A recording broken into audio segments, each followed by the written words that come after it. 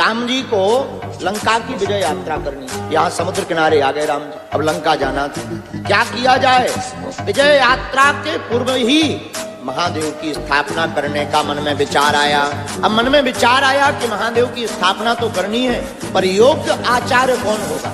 विचार मन में करते हैं कि कौन ऐसा विद्वान हो सकता है जो भगवान शंकर की स्थापना करवाए। उस वक्त सबसे ज्यादा विद्वान रावण, और रावण परम शिव भक्त। तो जामवंत जी को भेजा, आप जाकर के रावण के पास आचार्यत्व स्वीकार वह करे ऐसा निवेदन लेकर जाओ। जामवंत जी गए, भारी शरीर जामवंत जी का। जब जाने लगे तो लक्ष्मण जी बोले चिंता मत करो, यहाँ से आपको लाइव देखेंगे, अगर तुम्हारे साथ कुछ भी खतरा होगा हम अपने हाथ में बाण लिए, धनुष लिए, तुरंत यहाँ से संधान कर देंगे। जामवंत जी निर्भय होकर के जब लंका पहुंचे, रावण को पता लगा, रावण को यह भी खबर थी कि समुद्र के किनारे वो दोनों वनवासी आ चुके हैं, राम लक्ष्मण आ चुके हैं। तो जामवंत जी का परिचय पाकर के रावण स्वयं स्वागत करने के लिए बाहर तक आया। और जामवंत जी से रावण ने पूछा, कहो किस लिए आए हो? जामवंत जी हाथ जोड़कर कहते, हे आचार्य विद्वान रावण, हमारे प्रभु श्री राम ने एक कार्य के लिए आपको भेजा है। किस लिए? वह समुद्र के किनारे भगवान शंकर की स्थापना करना चाहते हैं, लेकिन उसके लिए कोई योग्य आचार्य नहीं मिला, आपको ही आचार्य बनाना चाहते हैं। क्या यह निमंत्रण स्वीकार कर रहे हैं आप? और रावण की बात सुनकर आप आश्चर्यचकित होंगे। रावण मुस्कुराते हुए बोला, क्या तुम्हारे राम लंका विजय प्राप्त करने के लिए शिव स्थापना कर रहे हैं? जामवंत जी कहते हैं हाँ। तो रावण कहता है तो ठीक है। तो किसी ने टोका कि पागल हो गया, लंका पर विजय प्राप्त करने का मतलब तुम्हारा हारना। रावण कहता है कि जब राम जैसा यजमान किसी को प्राप्त हो तो कौन आचार्य बनने को तैयार नहीं होगा। जामवंत जी जाने लगे। रावण बोला, यजमान जी के पास सामग्री तो सब है। तो मुस्कुराते हुए जामवंत जी बोले, बाकी सामग्री तो इकट्ठी कर ली जाएगी, पर उनकी पत्नी का हरण कोई लंका का राजा रावण करके ले गया। पत्नी भर नहीं है, बाकी सब है, तो बाकी जिम्मेवारी आचार्य की है व्यवस्था करने। रावण कहता है कोई बात नहीं, यजमान से कह देना तैयारी करें, आचार्य जी शुभ समय पर आएंगे। तो रावण अशोक वाटिका गया।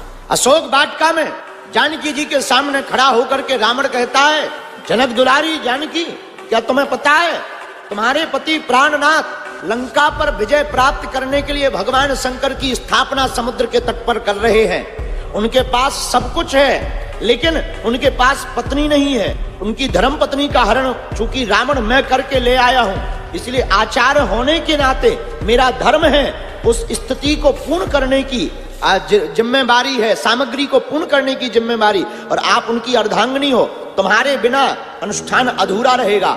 एक काम करो, तुम्हें हमारे साथ चलना होगा, और याद रखना वहां भी तुम हमारे ही बंधन में रहोगी, पर वह अनुष्ठान पूर्ण करवाना होगा। इतना कहते ही माँ जानकी ने मन में विचार किया कि हमारे स्वामी के आचार्य हैं तो हमारे भी आज आचार्य हैं। और पहली बार माँ जानकी ने दोनों हाथ जोड़ करके प्रणाम किया, और रावण ने भी 10 मुखों से सदा सौभाग्यवती भवा इसका आशीर्वाद। और विमान पर बैठा करके रावण समुद्र के इस पार आया। समुद्र रावण नीचे उतरा, प्रभु श्री राम और लक्ष्मण ने स्वागत किया।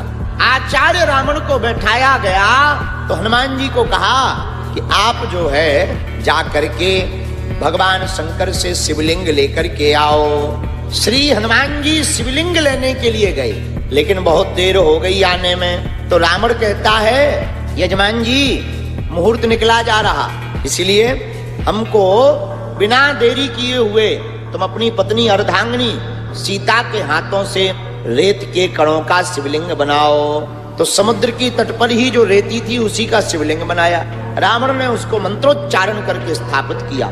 जब स्थापित हो गए और अनुष्ठान पूर्ण हुआ तो भगवान प्रभु श्री राम ने कहा कि आचार्य जी दक्षिणा मांगो। रावण मुस्कुराते हुए कहता है, भला यजमान जी तुम हमें दक्षिणा क्या दोगे? जिस आचार्य के पास खुद की नगरी लंका की हो और तुम्हारे पास तो तुम्हारी घरवाली नहीं, वनवासी भी हो, एक तरकस है, कुछ तीर है, पीतांबर है तुम्हारे हाथ में, और साथी भी कौन? बानर भालू, जिनके ना मकान ना दुकान ना बैंक बैलेंस। अब आप हमको भला दक्षिणा भी क्या दोगे? राम जी कहते हैं नहीं, नियम है, धर्म है, अनुष्ठान के बाद ब्राह्मण को आचार्य को दक्षिणा देनी चाहिए, तो आप दक्षिणा मांगो, पर दक्षिणा बहुत गजब की मांग। राम वैसे तो इस आचार्य के पास सब कुछ है, बस दक्षिणा में देना तो एक ही बात देना ये तुम्हारा आचार्य जब मरे तो यजमान सामने खड़ा हो। अब हनुमान जी थोड़ा देरी से शिवलिंग लेकर आए। हनुमान जी का मन थोड़ा मनहीन हो गया, महाराज हमारा शिवलिंग हम लेकर आए, थोड़ा देरी क्या हो गई, आपने बताओ हमारे, अब हम इनका क्या करें। राम जी बोले भाई टेंशन मत लो, ये बालू के हैं, रेत के कण के, ये थोड़ा कमजोर हैं, एक काम करो आप मजबूत वाले लाए हो, कैलाश पर्वत से लाए, शंकर जी के हाथ से लाए, एक काम करो ये वाला निकाल दो, ये रख दो। हनुमान जी ने सोचा अब निकालना रेती के शंकर शिवलिंग को बहुत सरल है। एक हाथ लगाया, एक तिनका नहीं गिरा, दूसरा हाथ लगाया, कुछ नहीं हुआ। इन्होंने कहा ये तो बड़े तेज जड़ गए, सीमेंट से ज्यादा खतरनाक। हनुमान जी ने पूंछ लगाई, पूंछ कब काम आएगी, इसी पूंछ में तो लंका में आग लग गई। हनुमान जी ने पूंछ बढ़ाई, शिवलिंग में लपेटा, और जो रामेश्वरम महादेव जिनके तुम दर्शन कराए इन्हीं को उखाड़ना चाहा, पर शिवलिंग नहीं उखड़ा, धरती चाहे उठने लगी। राम जी बोले धरती रख दो भैया, ये गोला कहाँ ले जाओगे। हनुमान जी ने इस बार धरती को दबाया पैर से, और जैसे ही एक झटका मारा इन्हें लगा शिवलिंग उखड़ गया, पीछे देखा पूंछ टूट गई, पूंछ कट गई, दर्द होने लगा। श्री जानकी जी ने अपने हाथों से राम राम राम राम कहकर के पूंछ को जोड़ दिया। लेकिन आज भी हनुमान जी यहाँ बैठे हैं।